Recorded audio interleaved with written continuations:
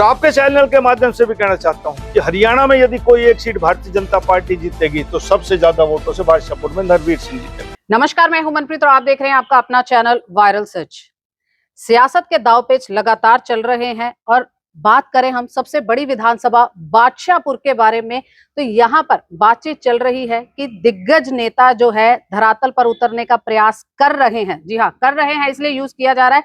कुछ मौजूद है और कुछ नहीं मौजूद है। बादशाहपुर के क्या समीकरण है, क्या वहां की समस्याएं हैं, क्या कुछ होना चाह रहा है वहां पर और क्या जनता चाह रही है वहां पर, कौन अपनी दावेदारी सबसे आगे रख रहा है, ये तो आने वाला समय बताएगा। बट अभी बादशाहपुर विधानसभा की बात करें, हमारे साथ राव नरवीर जी मौजूद है, उनसे जानेंगे। लगातार जनता के बीच में बने हुए हैं, बातचीत चल रही है और जनता खुश भी है इस बार कि कहीं ना कहीं जो है इस बार विधायक साहब उनके सामने हैं। तो चलिए राव साहब से बात करते हैं। बहुत बहुत स्वागत है सर आपका। शुक्रिया सर। बीजेपी की अगर बात करें, बहुत सारे दिग्गज नेता है जो इस वक्त जो है टिकट की दौड़ में है, तो ऐसे में अगर हम मंत्री साहब की बात करें तो अपने आप को कितना मजबूत समझ रहे हैं अभी?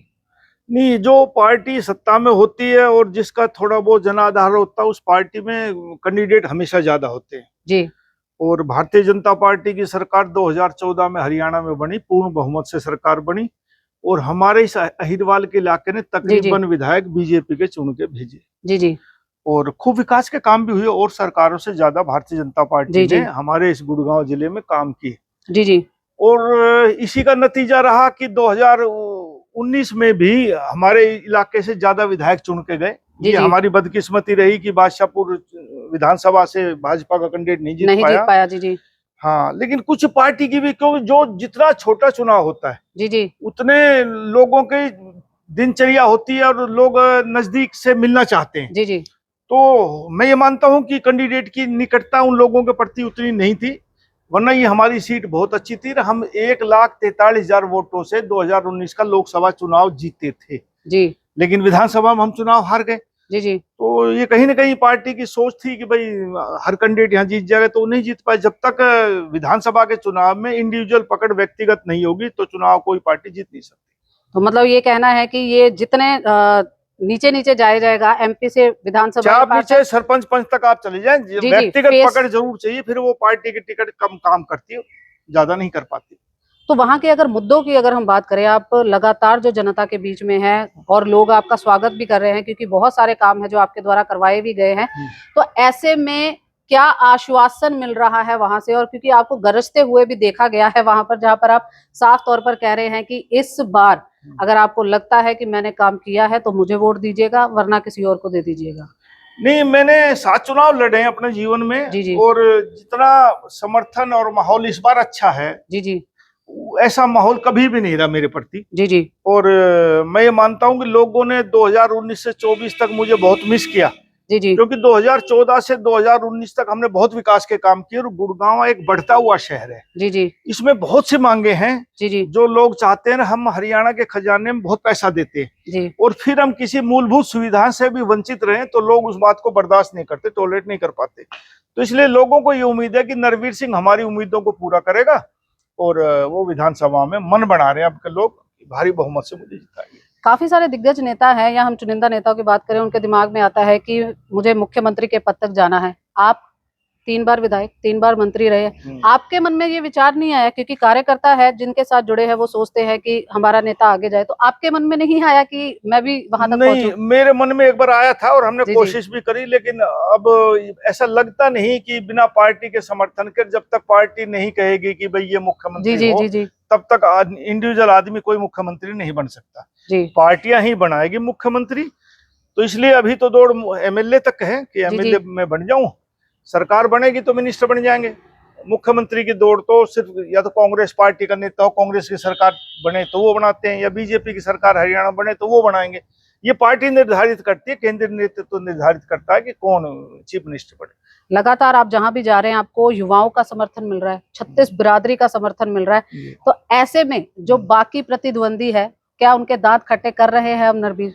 नहीं, मैं ये तो नहीं कह रहा दांत खट्टे कर रहे, लेकिन अब लोगों का समर्थन मिल रहा है तो ये हमारे काम करने की शैली है, बुजुर्गों का नाम है। जी जी। और लोगों ने हमारे 40-35 साल के राजनीतिक जीवन में देखा कि नरवीर सिंह जो कहता है वो करता है, इस विश्वास के ऊपर लोग वोट दे रहे हैं। दौलताबाद की अगर हम बात करें तो अभी जो डंप यार्ड की बात लगातार चल रही है, तो वहां पर कहीं ना कहीं प्रशासन भी घेरे में आ रहा है, और साथ ही साथ बात करें वहां जो स्थानीय लोग हैं वो भी विरोध प्रदर्शन कर रहे हैं। कहना उनका ये है, मेन खत्ता बन गया वहां पर, डंप यार्ड बन गया तो हमारी जमीनों के रेट कम हो जाएंगे और ऊपर से बीमारियां बहुत आएंगी। क्या देखते हैं? मैं मानता हूँ, लेकिन आप एक बात बताइए, ठीक है दौलताबाद वालों की जायज मांग है, लेकिन खत्ता कहीं ना कहीं तो बनेगा। जी जी। हमारा ही कूड़ा है। अब आप एक बताइए कि भाई मेरा खत्ता मेरे यहाँ ना पड़े, दूसरी जगह पड़ जाए। जी जी। अरे गंदगी मेरी है तो मेरे यहाँ पड़नी चाहिए। तो ऐसे एक ही जगह नहीं, कई जगह गुड़गांव होना चाहिए। बड़ा गुड़गांव में बहुत ज्यादा अब गंदगी होगी, सफाई भी नहीं हो पा रही, और कहीं ना कहीं ये बनाना पड़ेगा। एक दौलताबाद नहीं, ऐसे कितना बड़ा शहर होगा, 30 लाख की आबादी होगी, तो कम से कम 8-10 डंप यार्ड बनने चाहिए, और फिर वहां से कचरा उठ के वो फिर बंधवाड़ी जाना चाहिए। अधिकारियों की बात करें या निगम की बात करें, बांगड़ साहब के द्वारा बहुत कुछ बोला जा रहा है, पर धरातल पर ऐसी सच्चाई दिखाई नहीं देती। तो क्या आपको लगता है कि कहीं ना कहीं या तो नेता कमजोर है या अधिकारी ज्यादा ही मस्त है? नहीं, अकेला एक बांगड़ साहब यदि यहाँ कमीशन लग गया तो काम नहीं कर। नीचे की टीम जब तक सहयोग नहीं करेगी अपने कर्मचारियों का, तो उतना काम वो नहीं कर पाते जी। वो तो एक आदेश दे सकते हैं कि आपने काम करना है, लेकिन नीचे की टीम ऐसी हो गई कि वो काम ही नहीं करती जी। और मैं तो ये चाह रहा हूँ बिल्कुल गुड़गांव में एकदम नए सफाया हो, बिल्कुल सभी अधिकारी यहाँ से बदले जाएं नीचे कर, क्योंकि ये सब जितने भी जेई लग गए, जितने एसडीओ, जितने एक्शन एससी चीफ, सब अपने ठेकेदार ले आए अपने साथ जी। सब उन्हीं को ठेका देते हैं, उन्हीं की बातचीत करते हैं। और गुड़गांव का बदहाल है। आम मतदाताओं ने गुड़गांव में जो लोकसभा का चुनाव उसमें अपनी नाराजगी भी दर्शाई, और यदि अब भी हम नहीं सुधरे तो ये आने वाले चुनाव में हमें बड़ा नुकसान उठाना पड़ेगा। बादशाहपुर की ही अगर हम बात करें तो क्या ऐसे काम हैं जो राव नरवीर साहब के दिमाग में है कि ये रह गए थे, इससे मेरे जो विधानसभा है ये और बेहतर हो सकती है और एक आयाम स्थापित कर सकती है कि ये एग्जाम्पल बन जाए किसी के लिए? गुड़गांव बढ़ता हुआ शहर है, ये अकेले बादशाहपुर का विकास नहीं, गुड़गांव शहर के चारों तरफ बादशाहपुर विधानसभा लगती है, और हरियाणा की सबसे बड़ी विधानसभा। आज के दिन 4,96,000 वोट है, और विधानसभा जब चुनाव होंगे तो 5.25 लाख के आसपास वोटें बन जाएगी। जैसे गुड़गांव का सिविल हॉस्पिटल है जी, इसका 5 साल पहले जब मैं पीडब्ल्यूडी मिनिस्टर था, डिमोलिशन का ऑर्डर हुआ जी। उसके बाद सिर्फ उसकी डिमोलिशन 3 साल में कर पाए, अब उसकी पार्किंग बना दी, आज तक उसकी आधारशिला नहीं रखी जी जी। गुड़गांव में एक हॉस्पिटल नहीं, गुड़गांव कम से कम 4 हॉस्पिटल बनने चाहिए। 30 लाख की आबादी है।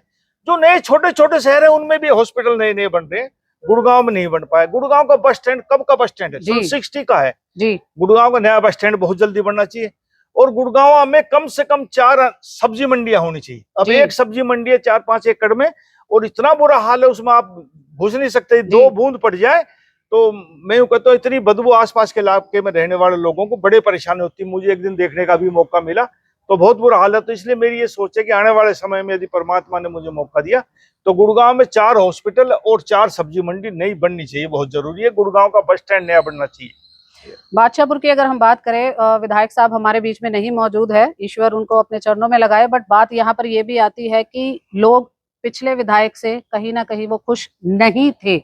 तो क्या कहेंगे इस बार आम जनता को कि सोचे, देखे, परखे, फिर जाकर जो है वो वोट करे? अपील क्या करना चाहेंगे? मैं तो चुनाव से पहले भी कहा करता था जी, लेकिन उसमें किसी की गलती नहीं, क्योंकि मैं चुनाव नहीं लड़ा। मैंने कहा था कि नरवीर सिंह बनेगा तो सीधा राजभवन में जाकर शपथ लेने के लिए जी जी जी। आपका देखा बढ़ता है जी, तो लोगों की इसमें गलती नहीं। लोगों ने, मैं चुनाव ही नहीं लड़ा, मैं चुनाव लड़ता तो फिर मैं लोगों को आरोप दे सकता था कि आपने मेरी वोट नहीं दी। तो मैंने पार्टी के हक में ये फैसला लिया कि नहीं भाई, पार्टी ने टिकट नहीं दी, चुनाव नहीं लड़ूंगा जी। लेकिन अब क्या मुझे विश्वास है कि पिछली गलतियों को भारतीय जनता पार्टी नहीं दोहराएगी और नरवीर सिंह को टिकट देगी, और मैं चुनाव लड़ूंगा और मैं चुनाव जीतूंगा।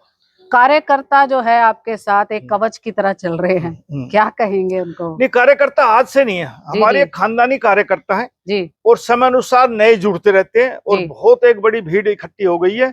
और मुझे उनके सहयोग से लगता है कि अब की बार वो विधानसभा में अच्छे बहुमत से जिताएंगे। और मैं कह सकता हूँ यदि पार्टी सर्वे भी करेगी जी जी, और आपके चैनल के माध्यम से भी कहना चाहता हूं कि हरियाणा में यदि कोई एक सीट भारतीय जनता पार्टी जीतेगी तो सबसे ज्यादा वोटों से बादशाहपुर में नरवीर सिंह जीतेगा।